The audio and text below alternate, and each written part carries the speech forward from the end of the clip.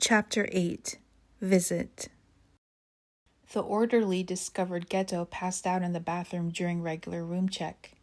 The head nurse on staff examined Geto for any signs of injury, indicating that he had taken a fall or fainted.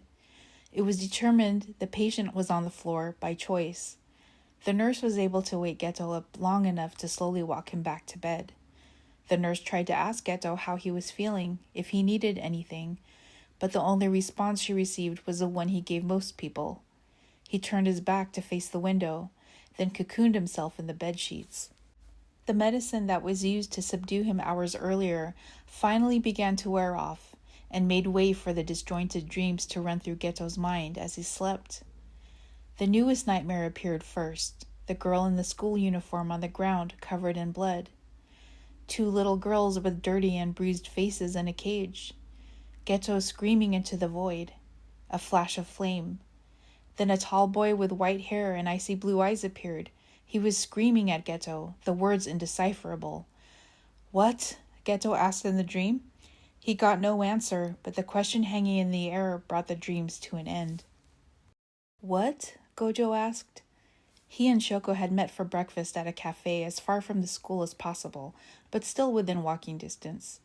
It was late summer and a pleasant morning to sit out on the quiet patio. They both had tea and toast, but Shoko was the only one who had eaten or drank anything. Shoko tucked a lock of brown hair behind her ear and turned to Gojo again. She took another sip of her tea before she repeated herself. "I said, Yaga asked if I wanted to visit Geto if they could get clearance from the school and his family." Gojo looked down at the black tea in the mug he held in both hands. "And what did you say?" "I told him I wanted to talk it over with you first," Shoko answered. "Why do you need to talk it over with me?" Gojo kept staring into his tea. "Because I want to know why you haven't tried to see him already."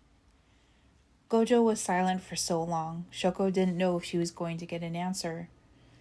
"I can't see him right now," he replied. "I don't want to see him right now." "You don't want to?" Shoko asked incredulously. Gojo turned to his friend, wondering if he could tell her about his role in Geto being so messed up he was in the psychiatric hospital.